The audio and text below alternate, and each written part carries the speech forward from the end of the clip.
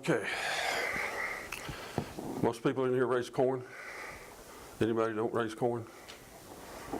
Good. This is mostly what this presentation is geared towards, is corn production.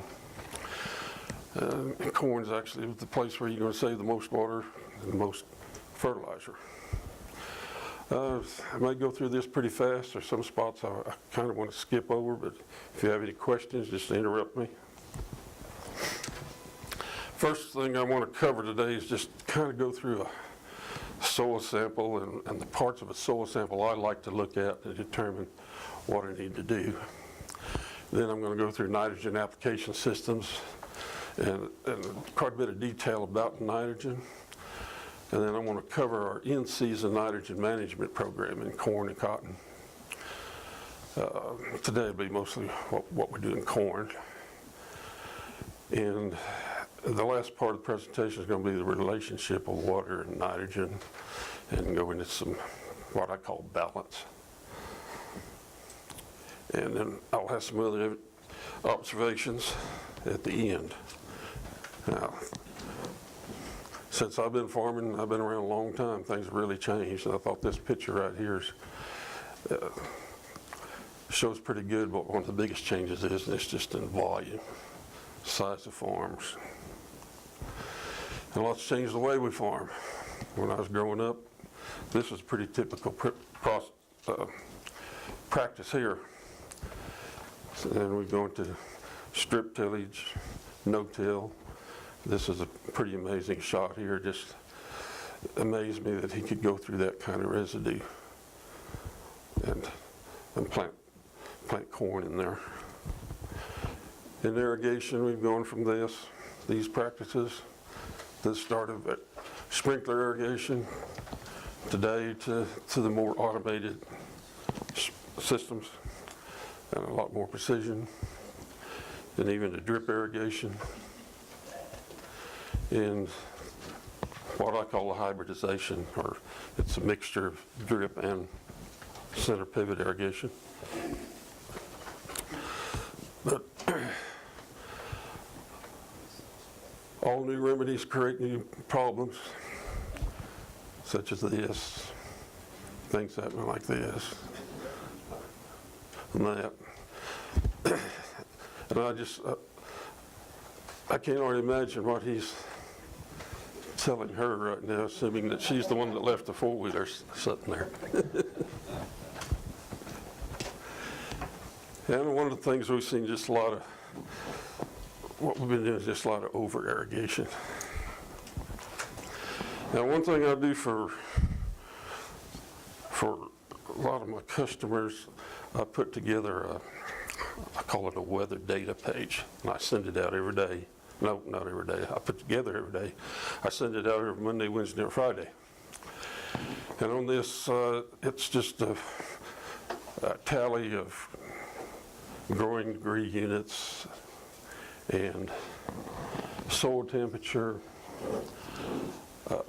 and the pan evaporation that Fred was talking about this morning. I take those measurements. Actually, this is what I use. I've got this in my backyard. I measure it every day, and I also get measurements from Bushel and Sanford Dam that to do pan evaporation, as well as report some precipitation amounts. That's what they call a well that sticks in there, and you measure that to measure how much evaporation there was in a day. Anyway, I started this in 2011, and I don't know what prompted me to do that, but I think a lot of you probably remember what 2011 was like. And I started it in the spring of that year. But so in 2015, I put together data over those 5 years just to kind of show you the difference in weather conditions. In 2011, Fred said over 90 inches, but that particular year we had 126 inches of pan evaporation. And in Dumas, only 2.79 inches of precipitation. Versus 2015, pan evaporation is only 71 inches. and rainfall was 26.91. That was the difference in GDUs. If you look at cotton, you can see how much higher it was in cotton, just because it was so hot. I guess you could say it was a good cotton year if you could keep it alive. Now, this page, I was hoping to get that on a full page where you could read it and keep it handy. But one thing I want to point out here, this is a chart I put together, and I used information from several sources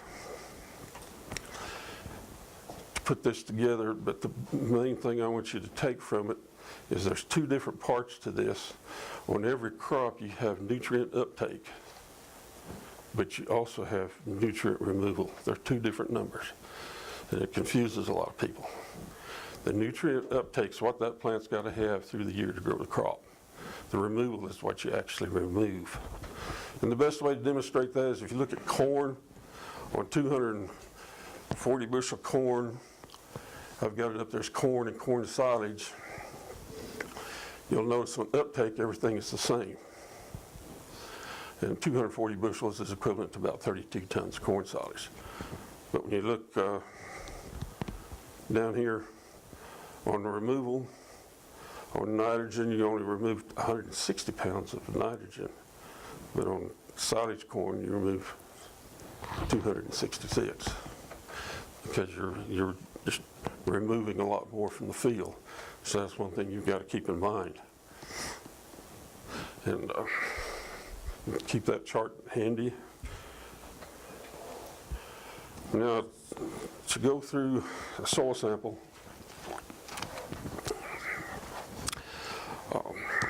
a lot of people make the mistake when they get a soil sample, and I've even seen fertilizer retailers do this. The first thing they look at is the recommendations. They don't even pay any attention to the test results.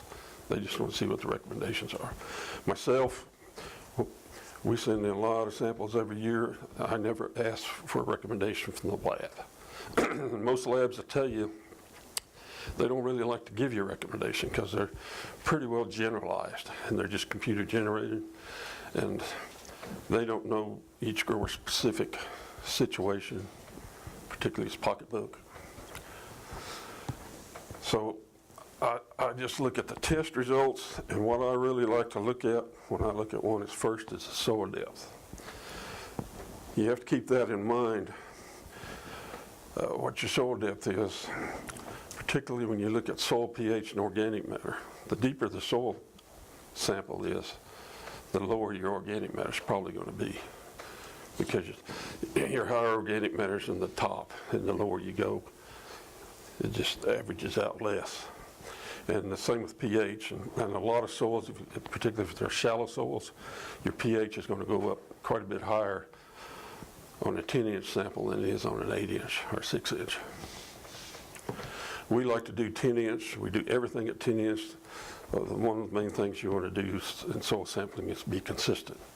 You don't want to look at one year you have somebody pull samples for you and he does 6-inch, and the next year you get somebody else and they do a 10-inch. You can't compare those 2 years then.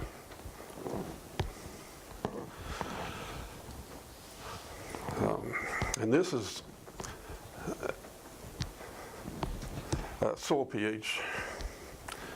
7.7. Sorry to say that runs pretty close.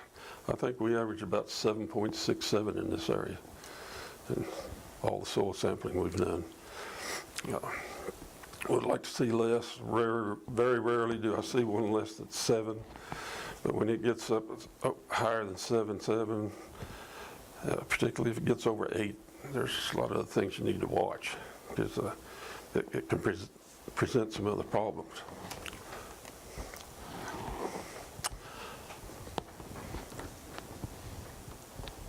Here we're looking at soluble salts, excess lime, and organic matter.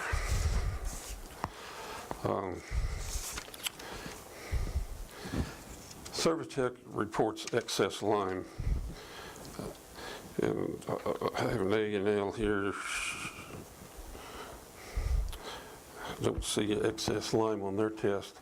But one thing you have to keep in mind, when you look at excess lime, it's always reported as no, low, or high. And if it says no, it's good. If it's high or low, it's going to affect your CEC.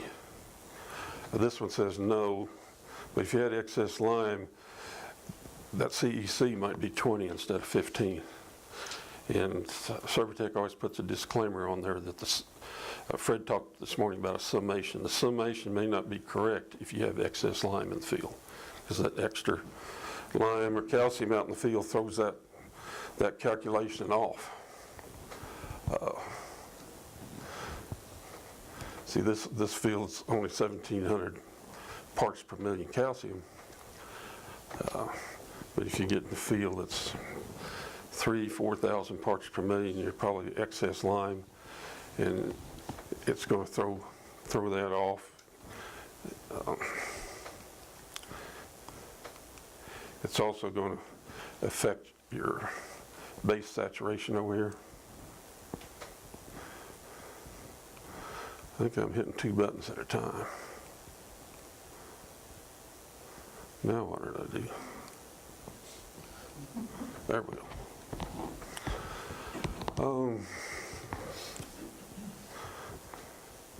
Down here on the bottom, I think I got too big a thumb.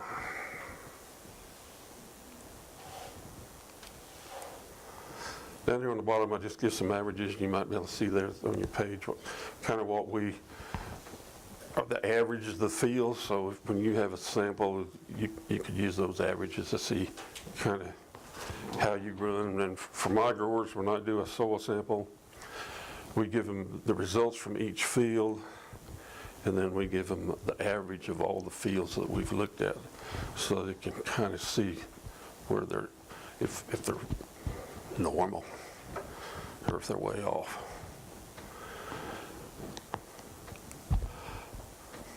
This is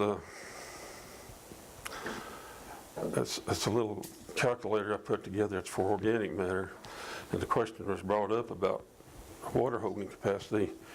Actually, this calculates carbon, nitrogen, phosphorus, and sulfur, your pounds per acre. So in this particular case, we entered 2%, a soil sample depth of 10 inches, and a 2% mineralization rate. There's 3,480 pounds of nitrogen out there in the organic matter. And like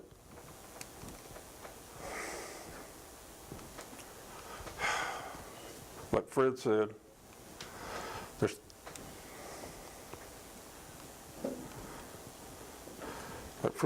58%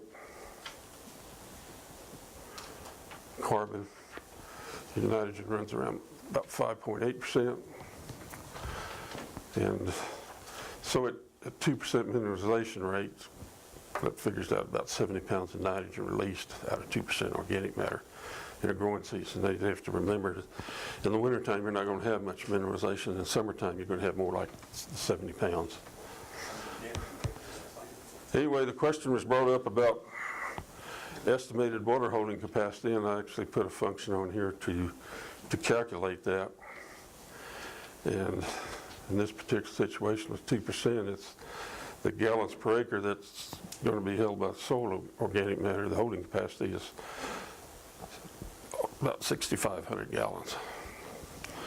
And I think where a lot of people make the mistake is they calculate that. And of course, this was calculated on the 90% of water holding capacity of the organic matter. Where a lot of people make the mistake, they forget to divide by 8.34. That's pounds of water per gallon. Makes a big difference.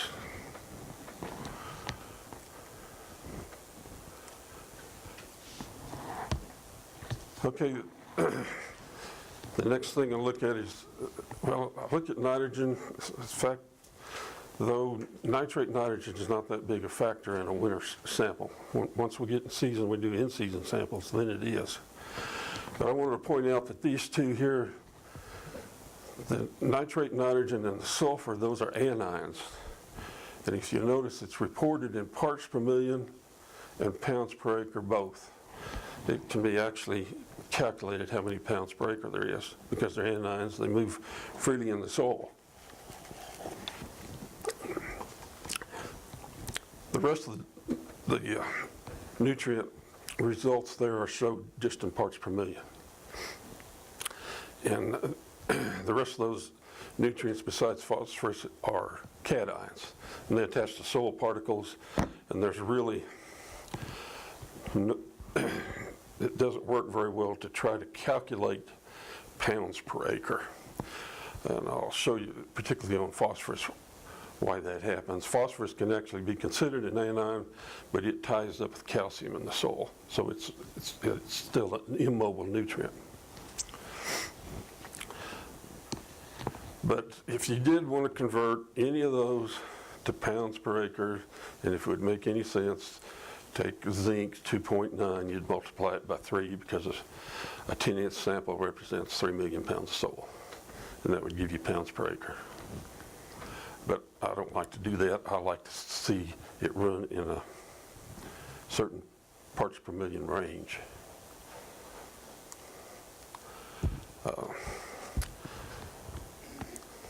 Now, cations are positively charged, attached to clay particles and organic matter. And it's a measurement of the capacity of that soil to deliver the nutrient, not a measurement of pounds per acre. So in phosphorus,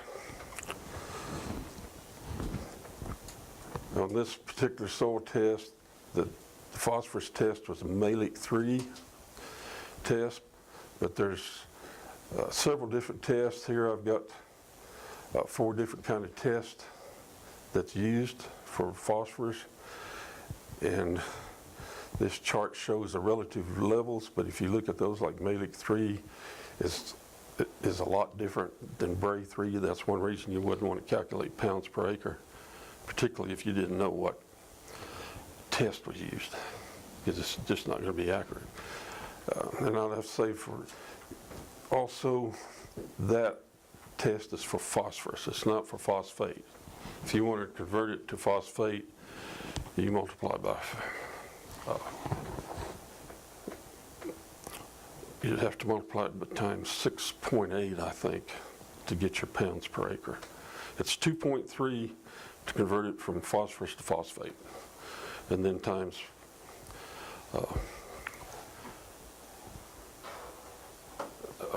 it's 1 million pounds for every, well, it's 3 million pounds to 10 inches. That's another reason I like to use 10 inches. It represents 3 million pounds of soil. Okay, this is the part that's probably going to put you all to sleep. But I'll just break it down to, this is talking about phosphorus. People always ask me how much phosphorus does it take to bring the levels up. And I've seen guys get a soil sample, take a recommendation, and I'll put out that much fertilizer. Harvest a crop, pull another sample, and the levels didn't change. Well, for one thing, if you put the amount out there the crop uses, it probably shouldn't change.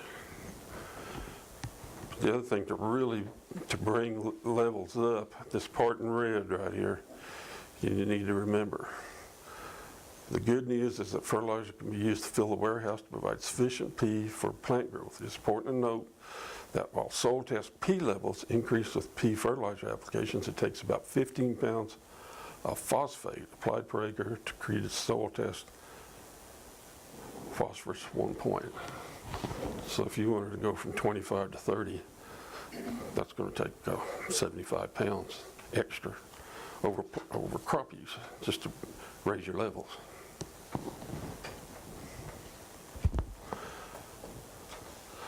And this is my soil organic matter calculator again. And you notice on phosphorus and the organic matter, for 2% organic matter, 10-inch sample, there's about 804 pounds of phosphate out there. And you expect maybe 16 pounds to be mineralized out of that.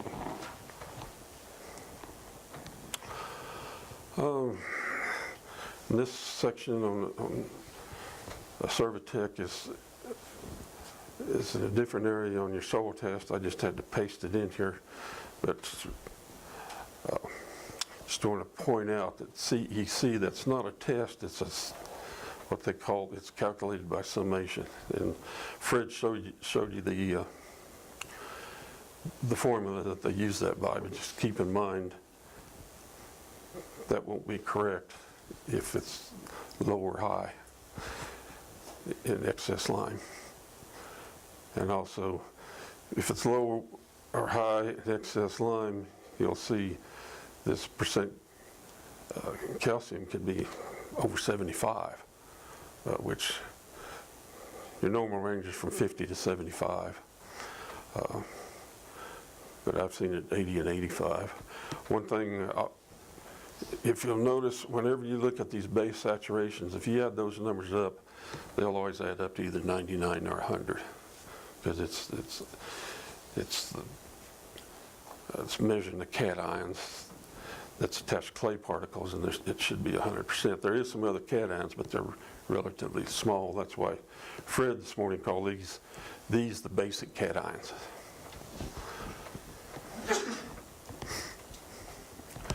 This one, sodium, that's the number you need to watch, along with soluble salts. Right there, it's 0.13. Soluble salt's not very high, but this is a little bit higher than normal on sodium, so their saturation over here is 2. I think our average runs just right around 1%. If this starts getting up around 5, you've got problems, and if your soluble salts gets up to 0.5, you need to start watching and see what's going on. Now back to the anions and the cations. On cations, they're attached to soil particles.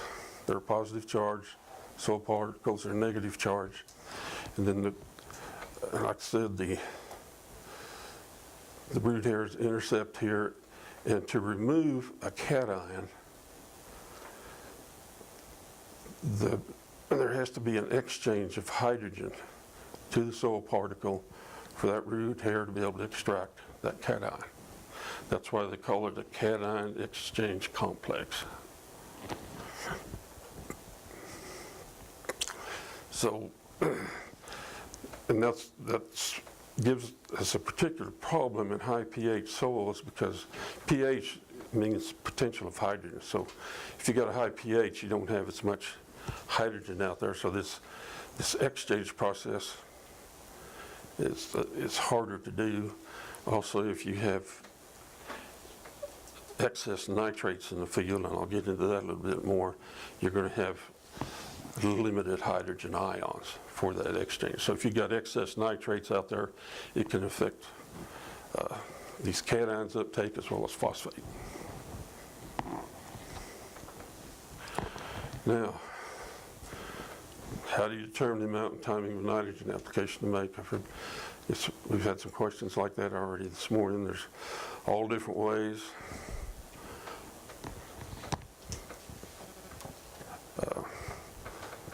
The one to me makes the most sense is just to make a pre-season nitrogen plant based on water capacity and field potential.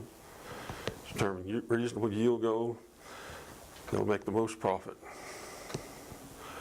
A pre-season plan may include an in-season sampling and monitoring. Okay, this Fred covered a little bit. Same numbers that he used this morning. He used that 6.25. Just remember, it takes a pound of nitrogen to make 6 1/4 pounds of protein.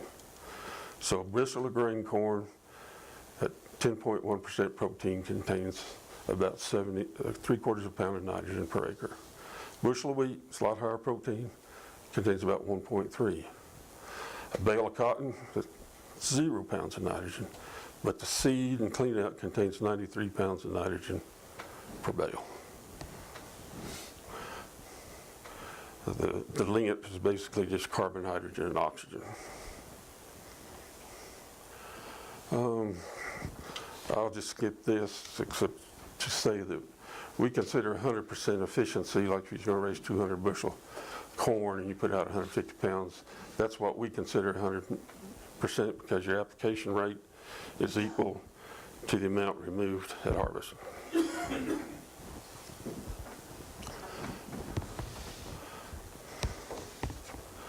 And sometimes these prices might be a little bit off. I think ammonium prices have been kind of high lately, but lots of times just the difference in efficiency of two different products can make the cost about equal, even if one product is a lot cheaper than the other. It just depends on efficiency.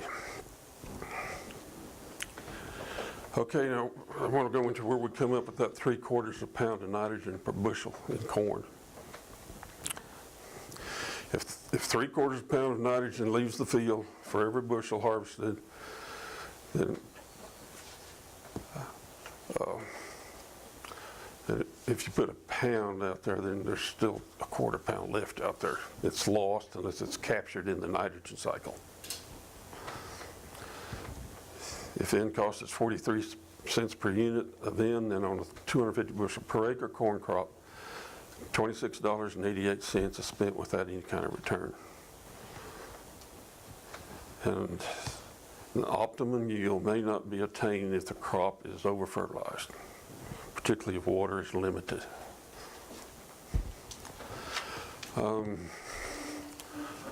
This is just another chart. It actually came out of, a lot of my information come out of this nitrogen handbook that Midwest Labs puts out. If anybody's interested in having one of these, they're pretty handy. It's where I got a lot of my information when I started doing this. And they cost about $5. I got a couple extra here if anybody wants one, or I'll show you how you can get a copy. But I like to use these numbers here in the nitrogen column. You see up to 4-leaf stage, that's 32-day period, 0.38 pounds of nitrogen. That comes out to about 12 pounds of nitrogen up to that point. But this period right here up to early tassel, 13 days, and this is for about 260 bushel corn. It's going to use 11 pounds per acre per day.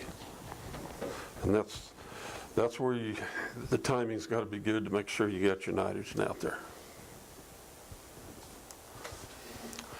Now, everybody, so far today, we just talked about nitrogen, and everybody always thinks of it in terms. You go down to the biofertilizer, you talk about it in terms of nitrogen, but actually the plant takes up nitrogen in two different forms. It'll take it up in the ammonium and the nitrate, and actually the ammonium is the preferred form, but you kind of need a balance between both of them. The nice thing about ammonium, it binds to the soil and doesn't leach. And it moves into the plant by active diffusion, which means as concentration goes down in the plant and the concentration is higher in the soil, it moves to the plant as the plant needs it. And then the plant can use it without reduction, which means it doesn't, the plant has to change it to an ammonium before it can use it. So it takes it up as a nitrate, it has to convert it back to an ammonium. Whereas if the plant takes up ammonium, just goes immediately to an amino acid and a protein.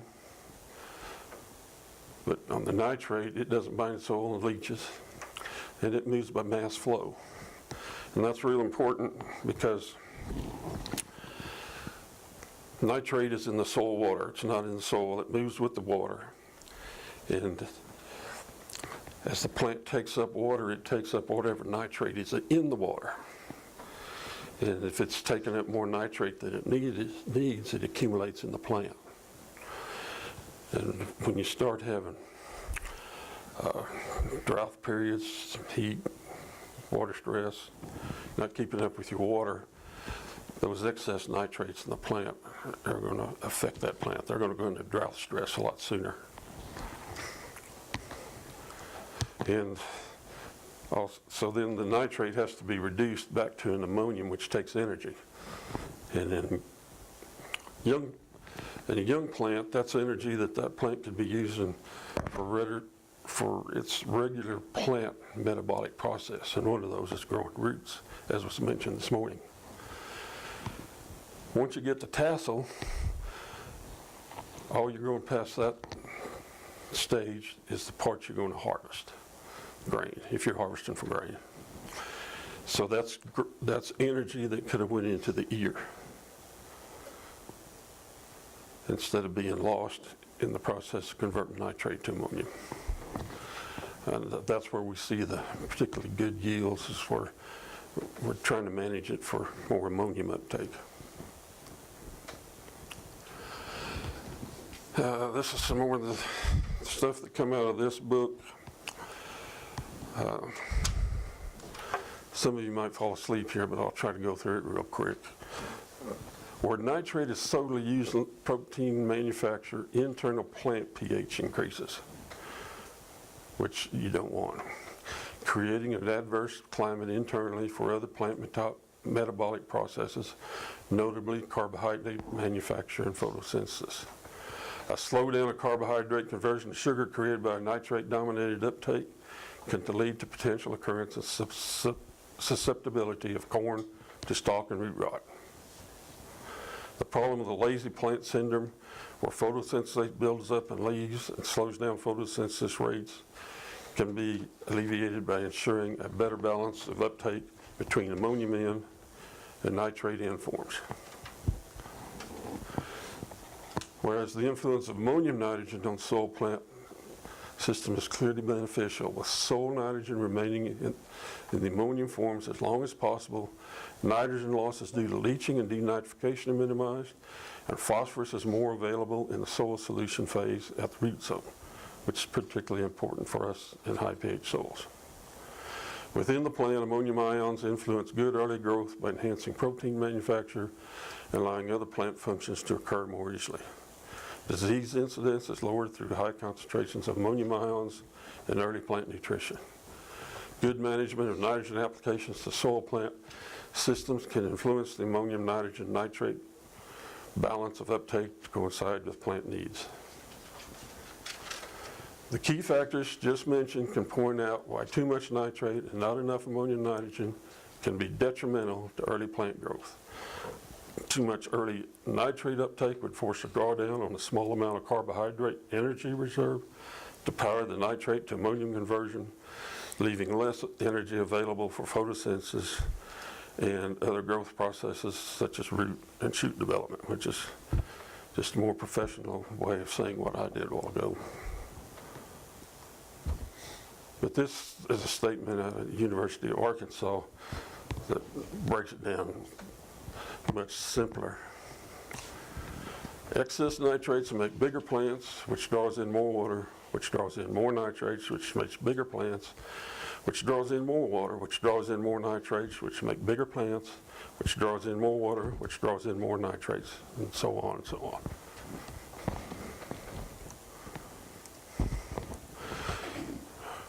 Okay, you guys have probably seen all of these and seen a chart similar to it this morning. The one this morning was probably a little more detailed than this. This is just on corn. And showing nitrogen uptake and where it goes to. And as you can see here, that after you get in the reproductive stage, then it's going into the ears. Pretty common practice for years here has been pre-application of anhydrous ammonia.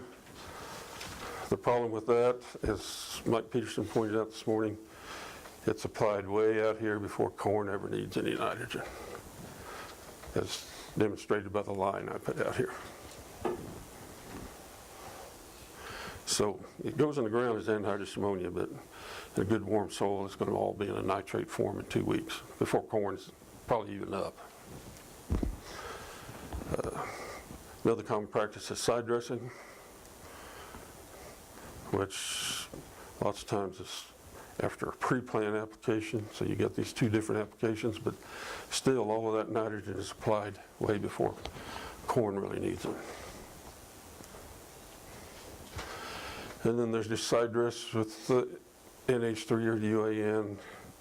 Try to get all of your needs out there. It's way before any needs are long ways from peak end use.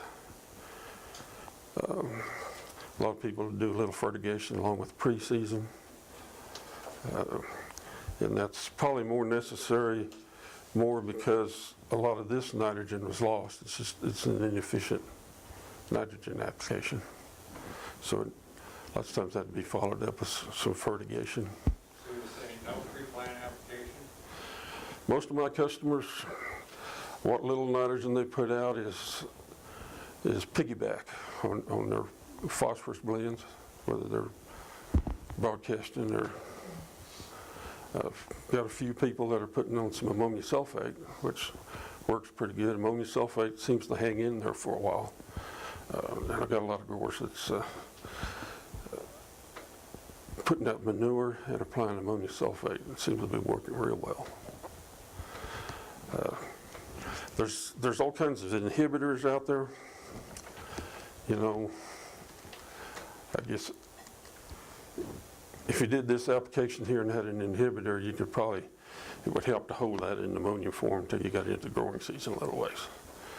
But those in-serve inhibitor products can be pretty costly, and all that's really going to help you with is maybe keep it in ammonia form to stop any leaching. It's not, you're still going to be in nitrate form by the time the corn needs nitrogen.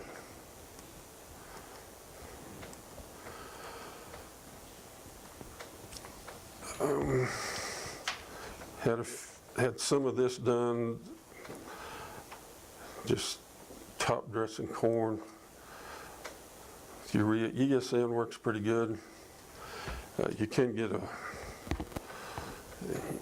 urease inhibitor to go in urea to stop some of your volatilization loss, but nothing to inhibit nitrification. But ESN works real good. It's a little bit more of a challenge for us in our in-season application because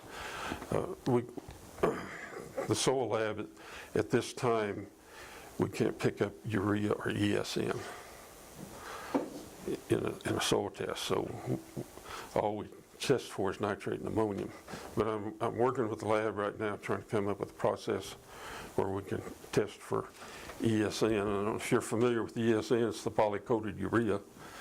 And it breaks down over a period of time and works real well. And if I was going to top dress urea, I would put out at least a portion of that, if not all of it, as ESN. Of course, the problem with ESN is the cost. It's quite a bit higher than straight urea. Could you not adjust for that by just putting out more urea at a cheaper price? Yeah. Just going to have some loss. You put out the ESN, cost you more, and you just feel better about it. Had some guys try this, but that's kind of faded away. I think it's probably a good practice in the Midwest where they don't irrigate and they need to get down in a late application. And that would fall in this kind of period. You can be getting it out there before that peak nitrogen use.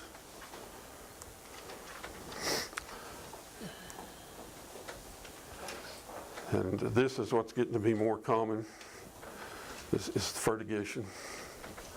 And just a lot of people on fertigation, some of them, they still try to get it all out in one big shot. I prefer feeding it as the crop needs it. That's where you're going to get your best efficiency. This is the new pump we're working on now. It's a pump that comes out of Australia. We're going to have telemetry on it, where you can set your rates, operate it from your iPhone, and it'll call you if your pump quits. And also, if you're interfaced with your pivot track monitoring, it will have the capacity to generate a fertilizer intensity map, just like the water intensity map that pivot track generates. Or any of you familiar with the water intensity maps? So it would do the same thing. You'd be able to program it to put out different rates over different portions of the field. So in fertigation, you can cover that whole area there. If you can just put it out over that whole area, the amount you need when it needs it. This is an analysis we did out of our database from our nitrogen management. We collect a lot of data. And we went into our database, and this was in 853 fields that we checked from 1998 to 2010. And we looked at the fields that had 75% or more of the nitrogen applied pre-plant versus the fields that had 75% or more of the nitrogen applied through the pivot. Pre-plant fields averaged 208 bushels per acre, used 241 pounds of N. Applied through the field averaged almost 227 and used 180 pounds on the average.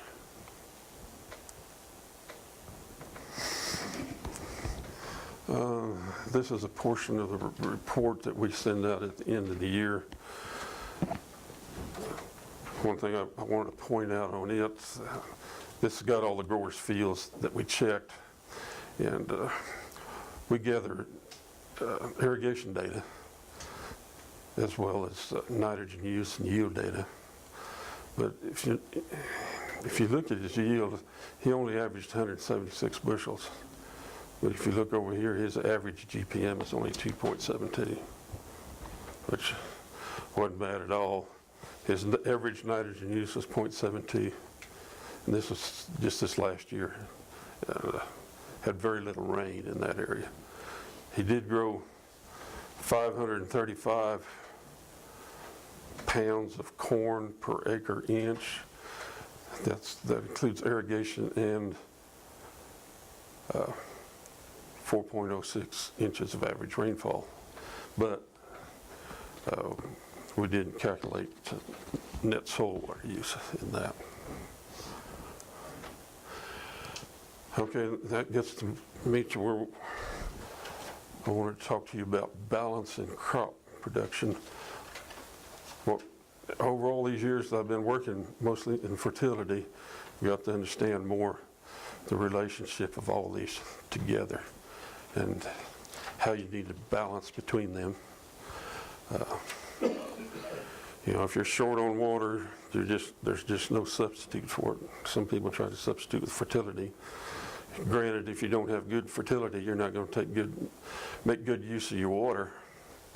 But extra fertility is not a substitute for the water. So it depends on the kind of conditions you got. What your population is, what you can grow. You can have something like this, or you might have to go more for a population like this. I don't know what that population is. Corn looks really pretty healthy. And back to another subject that was covered this morning, and that was on your soil and water. You know, your ideal ratio in the field is 1/2 mineral, which part of that's organic matter. Should be about 25% air, 25% water. The problem with over irrigating is it takes away from the air portion of this.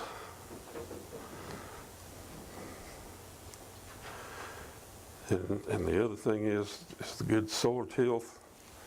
If you got a compacted soil, it takes away from the air and water portion. You can't hold as much water, and you don't have the airspace. Okay, now to explain a little bit about our nitrogen program.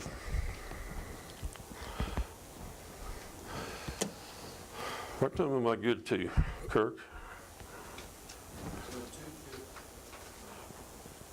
Do I have till, what, 3 o'clock? 10 minutes short of 3 o'clock. Okay. All right, just to go through this, what we do in our corn nitrogen management program. We've sampled over 3,000 fields over the years. I started this in 1996. And that's some of our sampling equipment. We've got Jeeps with in-cab samplers. This is the data that I gather off of these fields. So we have to rely on the growers on quite a bit of this stuff, particularly their yield, and trust that they're giving us a good yield. And we flag problem fields so that we don't use them in any kind of analysis that it would affect. And we have been collecting GPM data, but this last year we started, besides collecting GPM data, we're also collecting days of irrigation. Our first sampling, actually we start off with sign up, get growers signed up, get fields lined up, bags made, just to get the logistics out of the way. And then our first sampling is pre-plant. And at pre-plant we do a 0 to 10 and a 10, 20-inch sample. And we start that when 6-inch soil temperature reaches 50 degrees, 10-day average. Because after a few days, warm days in March, you might get up 50 degrees. So we do it at a 10-day average. We come back at 4-leaf, pull the same kind of soil test, and do a whole plant tissue test. And at tassel, we come back, we just do a 0 to 10 soil sample and a near-leaf test. And then at the end of the season, we do a 0 to 10 soil nitrate and stalk nitrate, and that's just a post-mortem test. At the pre-plant sampling on the soil, we check nitrate and ammonium and organic matter. Now, when you have a soil test done, normally what you see is nitrate. As far as nitrogen goes, that's the number they're giving you. And I didn't point that out a while ago. When you look at that, it's telling you nitrogen per acre, but it's just the nitrate portion. It's not telling you all the nitrogen that's out there. And they don't normally do NH4 because it changes a lot. When you have some nitrate or ammonium out there, it's going to change to a nitrate. So, but actually, so it's not a very good number for a fall and winter sampling, but for that matter, nitrate isn't either because it'll change. We see pretty regular, we can pull a fall or winter sampling for a farmer and then come back for his pre-plant sampling on his nitrogen, and he'll have 40 pounds more nitrogen out there than he did at that fall sampling. And that's just because of the mineralization that's taking place in that time. No nitrogen applied, it's just from the mineralization.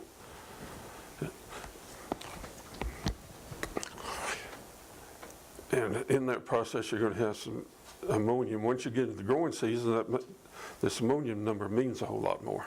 Lots of times it's still a pretty small number, but lots of times, particularly if you happen to go out there and pull a sample right after they run a pass over putting out nitrogen, you're going to pick up a lot more ammonium. Come back 4-leaf stage, we test the soil again the same as we did at pre-plant. And the whole plant, we do a total nitrogen, phosphorus, potassium, sulfur. We report a nitrogen-sulfur ratio. And one thing we do that I don't know if anybody else does is the nitrate parts per million. When I started doing this stuff, I started pulling that information, having it tested, but I couldn't find any kind of guidelines.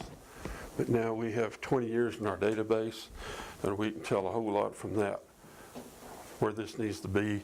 And that nitrate is a pretty good indicator of if you have a problem out in the field. And at tassel, we come back and just do a 0 to 10 inch. Reason we don't do a 10 and 20 is just the logistics. It's these two samplings up here we can run through the fields with our Jeeps real easy.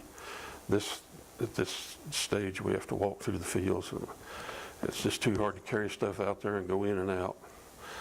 And so we just do nitrate ammonium 0 to 10 inches. And we've kind of got an idea of what's below that anyway, and we'll adjust according to weather conditions. Ear leaf, we take the ear leaf sample and run the same test as we do at the 4-leaf.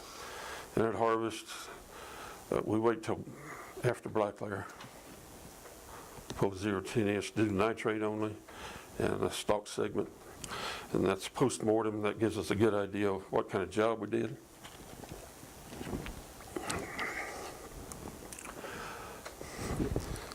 This is the analysis I put together from, actually I updated it in 2016.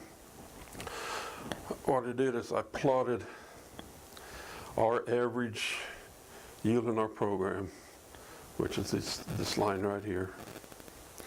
And this was the average 4-county yield, just below it. And these are the years down here, and this 2011 is pretty evident. But on this bottom line down here is what our nitrogen recommendation is at tassel. And when I did this, it just kind of amazed me how it almost paralleled this. So we've kind of learned from that we can get a pretty good idea, if we have normal corn growing conditions after tassel, what kind of corn crop we're going to have. Because if nitrogen recommendations are high, it means it's a pretty good corn crop. Because what happens if corn growing conditions are real good, corn takes up a lot of nitrogen, it's going to pull soil levels down. When you pull soil levels down, it generates a higher nitrogen recommendation. And as you can see on 2013, it's sitting on 0 right here. It was actually a -15 that year. Everybody just had too much nitrogen out in the field. And these are just averages. There were still some fields out there that made pretty good corn in 2011. And there were some complete wipeouts.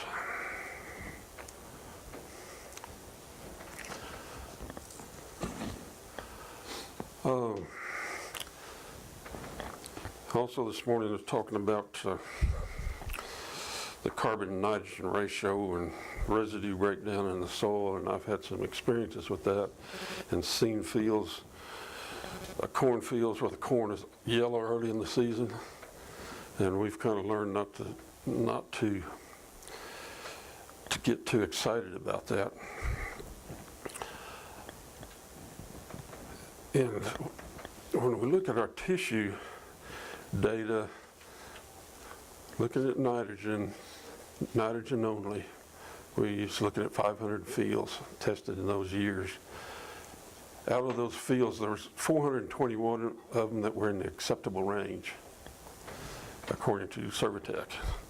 And just to mention, that acceptable range that the labs come up with is not based on yield or any kind of yield data.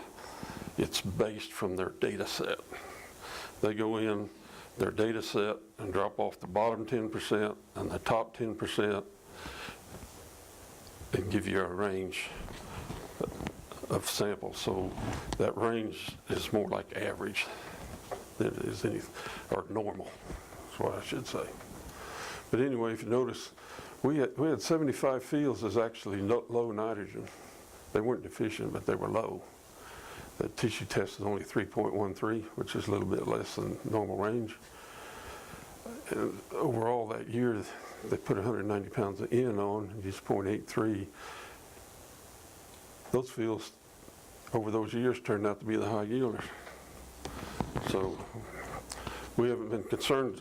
Actually, lots of times those fields will be those ones that have that little bit of yellow tint to them turn out to be your best corn fields.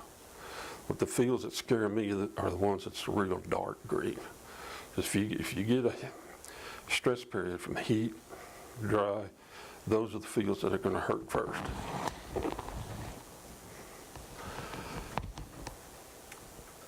On the bottom down here is, this part up here is 4-leaf tissue samples. Down here is an average at the tissue samples at tassel. Even then, there were 61 pounds that was in the marginal range, 2.33 average test, and they made 231. And you have to if you're raising green corn, you got to remember that 100% of the parts you're going to harvest is you're raising after tassel.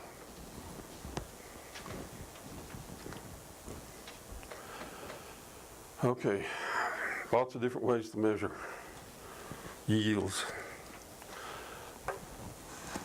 And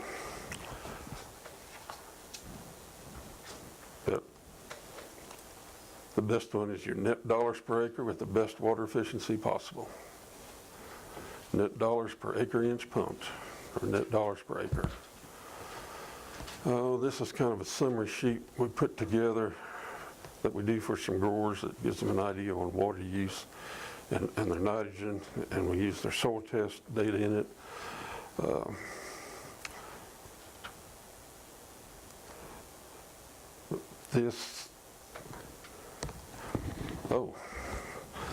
I'm getting on down the line here. As far as our GPM data, we plotted this on a graph as far as GPM per acre, how it correlates to yield. Yield's over here on this side. This is your GPM per acre. This is 1,387 fields out here. Looks kind of like just a shotgun blast. There's not a pattern to it, but when you put a trend line in it, you can see the trend line is up. It goes from about 200 bushels to 250. But when you look at plotting yield against GPM per acre, the higher the GPM is, the lower the yield. So the guys with the low GPMs are doing a much better job as water efficiency. And I think the big part of it is they're just forced to.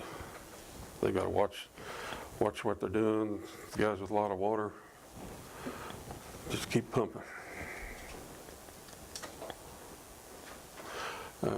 On this one, I thought maybe precipitation might affect that some, so I added 8 inches of precipitation to every one of those fields, but it's still a downward trend.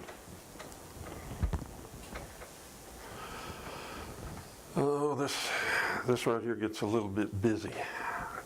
I don't even know where to start. It's something y'all might be able to study on your own if you can see it, if it's not too small. But what I did is broke our fields down into categories as far as water capacity, and then give average yields. So if you look at these, it goes from 2.5 to 4, all the way from 6.5 to 8. But when you look at average yield, you'd think it'd be a lot bigger spread than that. And then we looked at average yield per GPM. You look at that, 62.8 compared to these guys, 33.5. Nitrogen use, these guys did it on 0.628 pounds of N per bushel compared to 0.738 over here. And this is the average amount of N applied. We did some economics here, and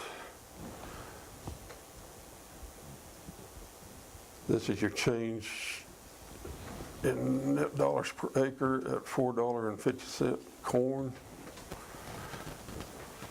These guys here with the low GPMs,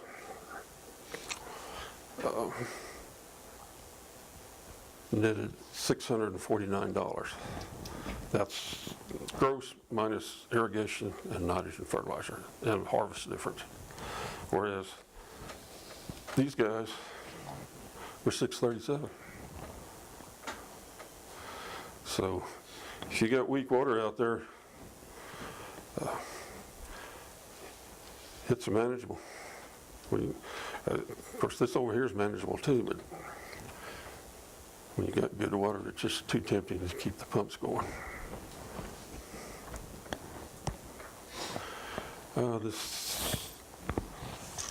This is a chart kind of showing the same thing at different market prices. Of course, today we're looking at closer to this $4. But at $4, you can see the sweet spot right in here is this 4 GPM. That's what seems to work the best.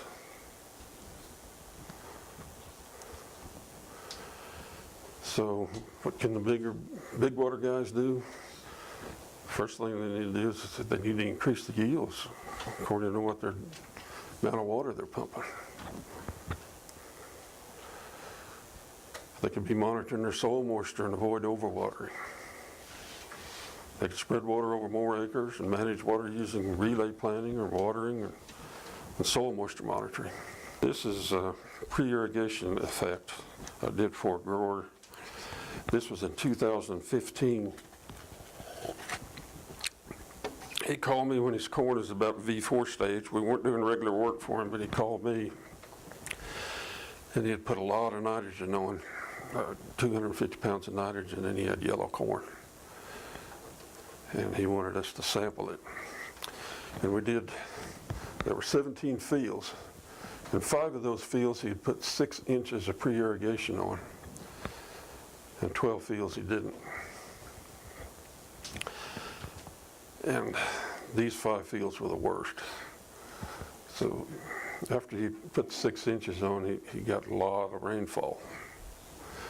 And these 12 fields, it wasn't necessary after you had all that, the rainfall. But when you look at that, we only sampled 126 pounds, 27 pounds in that field, and we sampled it to 36 inches. And these fields are 212. So you can see right there, he had to have a lot of nitrogen loss.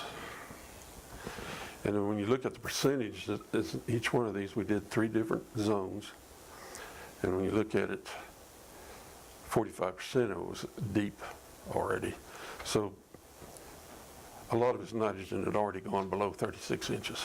And over here, this is what I estimated that he lost, below 36 inches, 153 pounds per acre, where he pre-irrigated, and 67 where he didn't. But this was all pre-plant and nitrous ammonia application.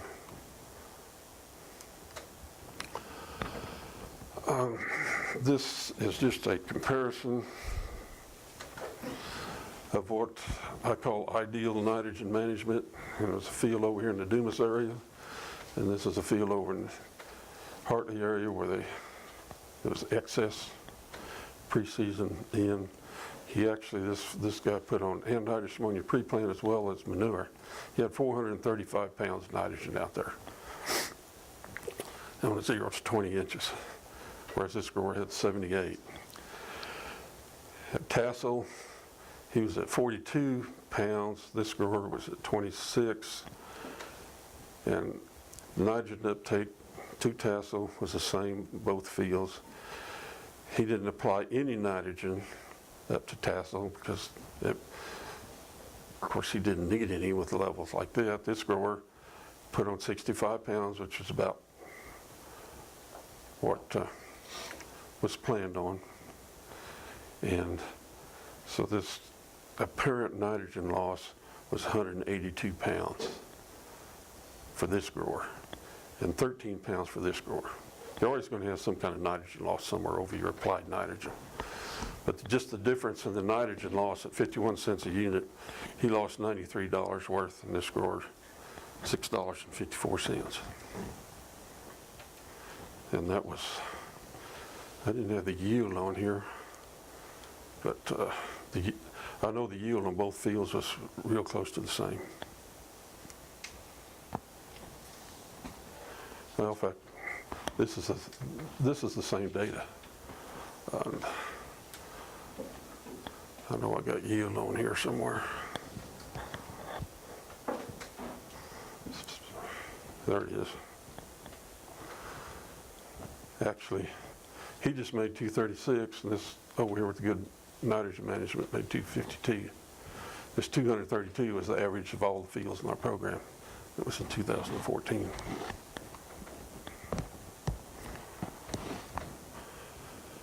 Oh. Yeah, Pioneer varieties. He had 250 pounds plus manure.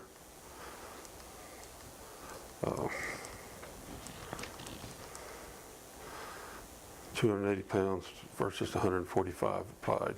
Average in our program was 155. We averaged 0.67 pounds per bushel that year He averaged 0.58. The score is 1.17.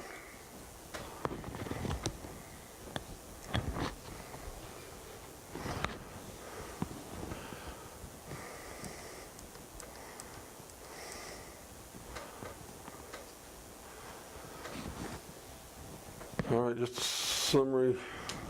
High water capacities seem to be less efficient.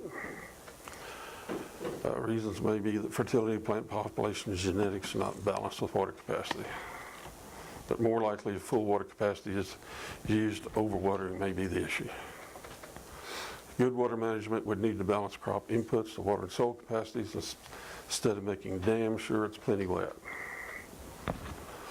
The advantage of high water capacity is the catch-up ability in the insurance and drought years. However, grower needs some self-restraint to keep from overwatering. Increasing nil profits may be more attainable by increasing water efficiency instead of increasing yield per acre. Okay, that's the end of it. Could you hand those out, Curtis? And is Julia here? I need her to switch this over to this Excel spreadsheet. Do you know where that's at, Steve?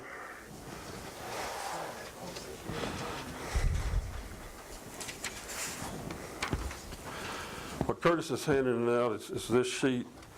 It's just a copy of a printout from a calculator that I made that I thought you guys might find useful. And it's actually going to be sent to you. Like Julia said, it would be in your little thumb drive that you get at the last session. So to get it, I guess you're going to have to be at the last session. Make all the classes.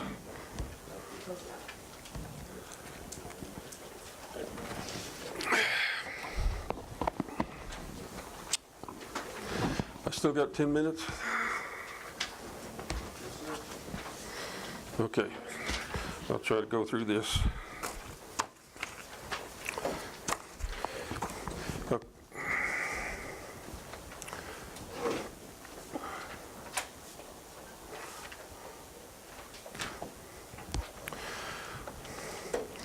Okay.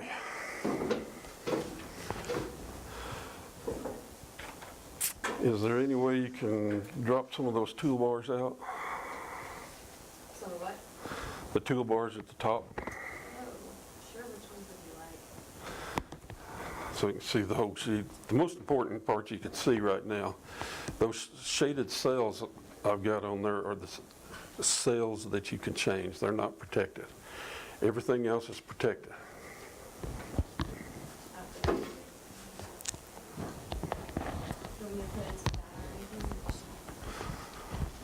Well, we'll just scroll up here a little bit. You enter your fields, your field acres, your water capacity. It calculates your GPM.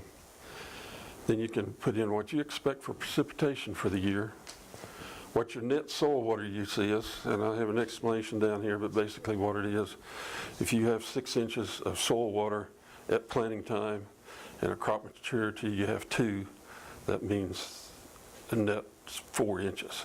So you use 4 inches out of your soil water bank. And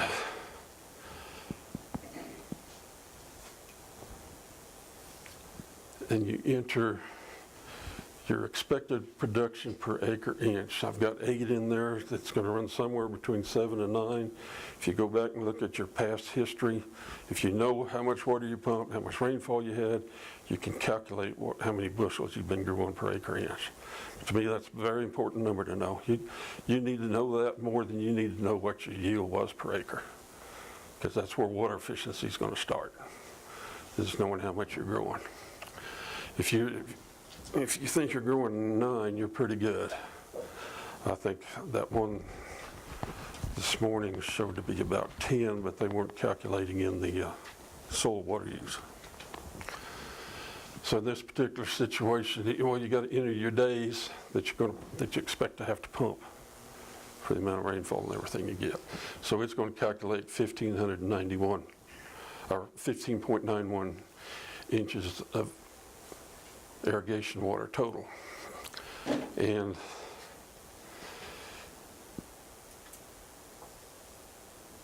Yeah, that's irrigation water. Your total is going to be 2591, and at 8 bushels per acre inch, calculates 207 bushels. Then the calculator calculates nitrogen, phosphate, phosphorus, potassium, sulfur, zinc, and it calculates your uptake and your removal, which should help you make a decision on how you will fertilize.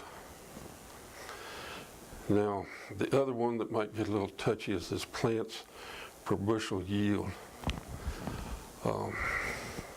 That usually ranges somewhere between 100 to 120. I've got 120 in there right now. At 120, it calculates a planting population of 24,900. So if you don't like any of those numbers, you just change the gray cells, get it where you like it. Look at it and see where you're at. Hopefully that would help you make a decision.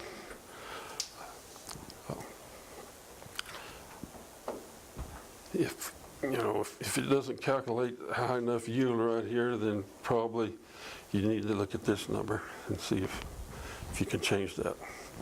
You need to set a goal to raise 9 bushels per acre inch, somehow or another. But the only way to get those good numbers, you're going to have to get some precipitation, keep some precipitation records, and you or your consultant give you an idea on your net soil water use every year, and enter that. And most people now should have information on acre inches pumped. So that expected precipitation, is that just for the growing season? Yeah. Yeah. And that's why the way I like to do this is if you do a soil moisture probe, normally you want to have a full profile and say it's 6 inches. It doesn't matter where the 6 inches came from, whether it was rainfall or pre-irrigation. What matters is the water use during that growing season. And that's the way most of these things are done. So this should be on that thumb drive that Julia's going to send out at the last session, or you'll get it at the last session when you're here. So hopefully that'll be of use to you. If you get that thing, have any questions, give me a call. And that's all I really have. Okay. So this bottom line, I'm still trying to figure out whether it's better to use anhydrous and you got a lower cost of anhydrous versus what you're putting in. How much of the anhydrous can you lose before the plant needs the pre-plant or after? Yeah, without doing in-season sampling, if a grower's going to do pre-plant anhydrous ammonia, my suggestion to them is to put at least 1.1 pounds of N per bushel. Because you don't know what loss is going to be, you don't know where you're at. If you're doing in-season sampling, if you've got a way to fertigate later, I'd go to a lower rate anyway. If you're trying to save a little bit of money with an anhydrous ammonia application. If you're going to do it all through fertigation. If you're going to do it through fertigation, and you can start fertigation at V4, up to V4 stage, corn's not going to use but about 12, 14 pounds per acre. And if your soil doesn't have the capacity to deliver that or have that out there, you're in pretty bad shape. And you've got to remember, corn at V4 stage doesn't have an extensive root system like it does later in the season either. So if you only had 12 pounds out there, it may not be that accessible, but I'm still going to say most growers are going to be at that, in the worst conditions, it's going to be 40, 50 pounds of nitrogen out there. if you think about it, if you took that same piece of ground and you wanted to plant dryland milo, you could probably grow 4,000 or 5,000 pounds of dryland milo without any nitrogen. So you ought to be able to at least get corn crop to V4 stage. And of course, the other argument is made is against fertigation if it rains too much and you can't fertigate. But I can think of a lot worse problems than that in this country. Any other questions? So I don't understand that, the two forms of nitrogen very good. What's the key to having the right form? Timing. Most of your nitrogen products you put out are going to be in ammonium form.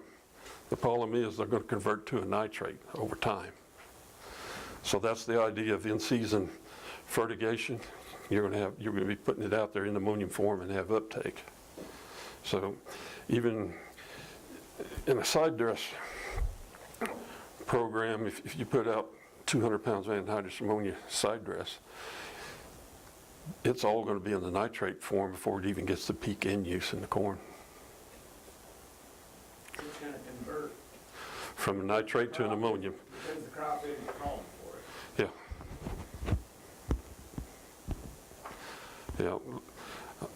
There's a myth out there that the amount of nitrogen you've got out in the field determines yield, and it doesn't.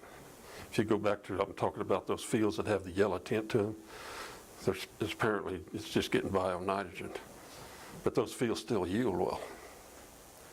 It's your other nutrients that are more of a signal as to what kind of ear that plant's going to put on. It's not the nitrogen. Now when you get to tassel stage, I had variety up there as part of the balance. And to me, in this area, you should just stay with a flex ear variety. Because if you have a flex ear variety and you're planting, you use that sheet and plan for a little less normal rainfall, but if you get into the year and you have rainfall, if you have a good flex variety, it's easier to make up. You can put a little more nitrogen out there. If corn's doing good, it's going to use more nitrogen. You can put more nitrogen on later in the year.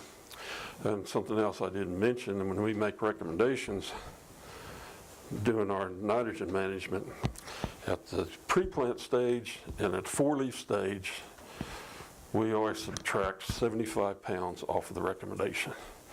And the recommendation we give them is to get them to tassel. Then at tassel, we do another sampling and make a new recommendation.